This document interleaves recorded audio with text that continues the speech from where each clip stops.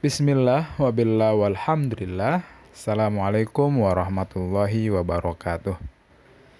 Kali ini kita akan berbincang tentang tips berkirim WhatsApp atau WA ke dosen. Tips berarti saran. Tips bukanlah kebenaran yang mutlak yang selalu bisa dijadikan rujukan. Namun jika tips berikut ini dipandang sesuai, silakan diamalkan. Oke? Let's get started. Mari kita mulai. Pertama, please keep in mind, patut selalu diingat bahwa konsultasi dosen via WhatsApp atau WA adalah bagian dari proses tholabul ilmi, proses menuntut ilmu. Nah, dalam proses tholabul ilmi, atau proses tholabul ilmi itu sendiri adalah sesuatu yang sakral. Dosen saya sering bilang, it is not just an academic journey, but also spiritual journey. Jadi proses menuntut ilmu itu adalah sebuah perjalanan akademik sekaligus sebuah perjalanan spiritual. Jadi ada unsur spiritual di dalamnya. Nah guys, karena ada unsur spiritualnya, sangat disarankan bahwa before texting, sebelum kita mengetik WA, ada baiknya kita membaca atau memulai dengan Bismillahirrahmanirrahim ya. Karena amal baik kalau tidak diawali dengan Bismillah, keberkahannya akan terputus. Kemudian niat guys ya, kita boleh meniatkan di tholabil ilmi ya, silaturahmi atau silatul ilmi. Kemudian kita boleh beramal baik guys.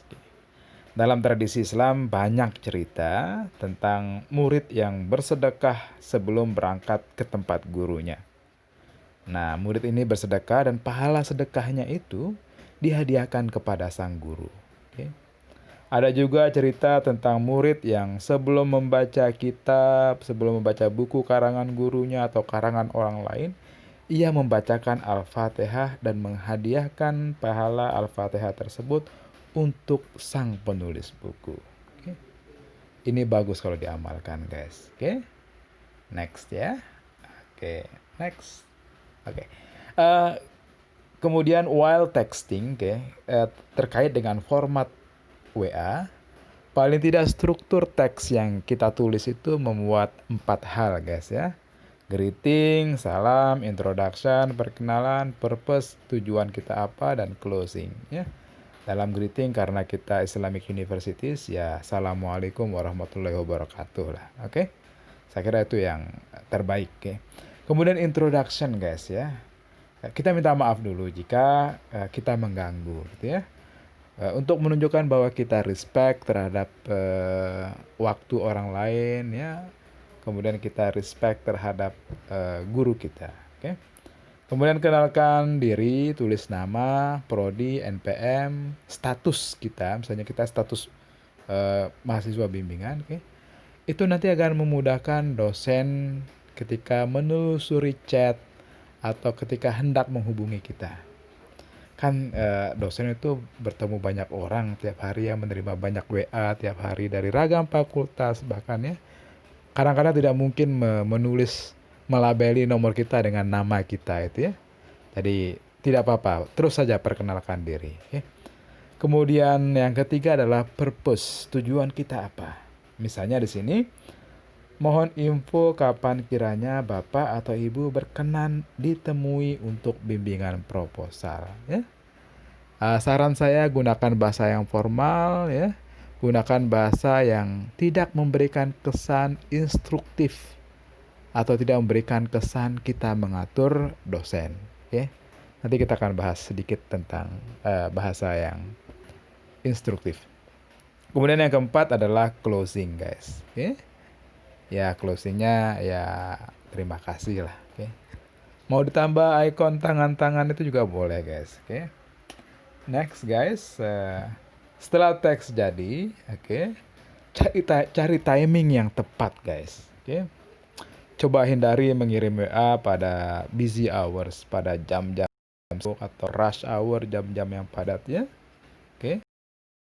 ingin ketemu dosen besok, ya paling tidak hari ini kita WA lah. Kita WA sehari sebelumnya. Dan menurut pengalaman saya, rentang waktu yang ideal untuk mengirim WA janji ketemu dosen itu adalah ba'da asar hingga sebelum isya. Itu relatif lebih nyaman ya. Dan guys, kadang-kadang kan kita harus ketemu dosen dadakan begitu ya. Dadakan karena ya mungkin ada harus menunggu satu dua dosen, kemudian harus ketemu dosen, oke. Nah, jika harus me-WA secara dadakan, sebaiknya mengirim WA setelah kita tiba di depan kantor, ya. Bukan ketika kita masih di rumah baru coba me-WA dadakan, jangan ya. Oke. Next, setelah mengirim teks tak ada salahnya guys kalau kita berdoa agar Allah memudahkan urusan kita dan agar teks chat WA yang kita kirim tidak menimbulkan salah pemahaman. Oke. Salah satu doa yang recommended adalah Rabbis rohli sodri wa yassirli amri wahlul uqdatam min lisani yafqahu qawli. Oke. Next, guys, ini kita masuk dengan taste and flavor ya. Es teh manis itu rasanya manis guys ya, taste-nya manis. Tapi orang-orang bilang, gimana rasanya? Rasanya juara, rasanya mewah. Itu namanya cita rasa guys ya. Oke. Ingatlah ketika Nabi Ayub berdoa guys ya. Dalam Al-Quran, Ani masaniyad durru wa anta arhamur rohimin. Ya. Nabi Ayub sakit, kemudian beliau berdoa, Ya Allah, sesungguhnya hamba telah ditimpa penyakit, dan hanya engkaulah yang maha penyayang.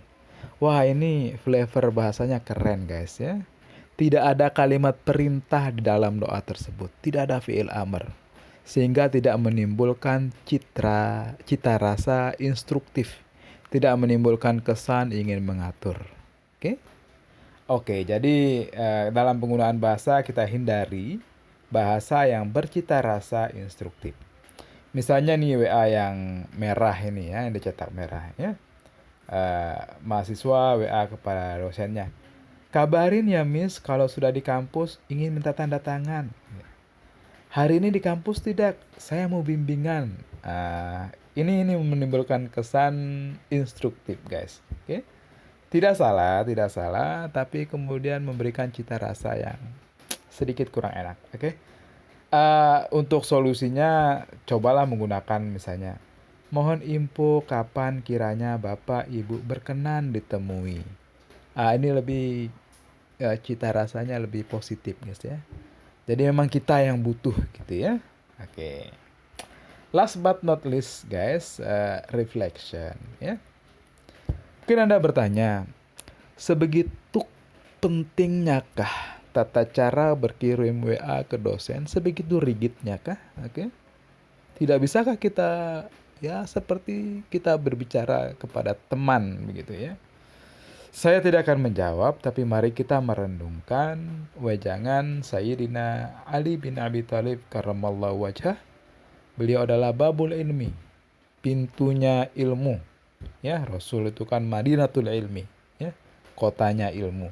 Jadi ini orang sahabat yang paling intelek, guys ya. Nah, Sayyidina Ali bin Abi Thalib karramallahu wajhah, beliau berkata, Ana abdun man 'allamani walau harfan. Ya.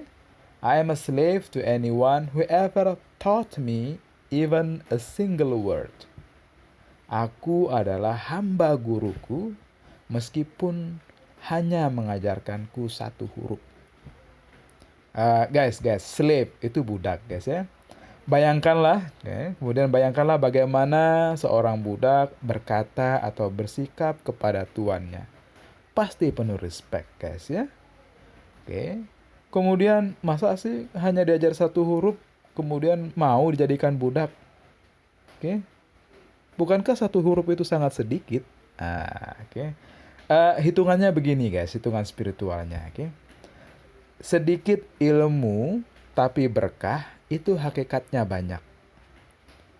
Oke, saya ulangi. Sedikit ilmu yang berkah meskipun satu huruf tapi berkah itu hakikatnya banyak. Sebaliknya, banyak ilmu tapi tidak berkah itu hakikatnya sedikit. Oke. Jadi last but not least, mari kita coba mencari berkah guru kita, mencari berkah dari dosen-dosen kita melalui penggunaan bahasa yang santun ketika mengirim pesan WA. Oke? Wallahu a'lam bishawab. Allah knows best. Terima kasih. Assalamualaikum warahmatullahi wabarakatuh.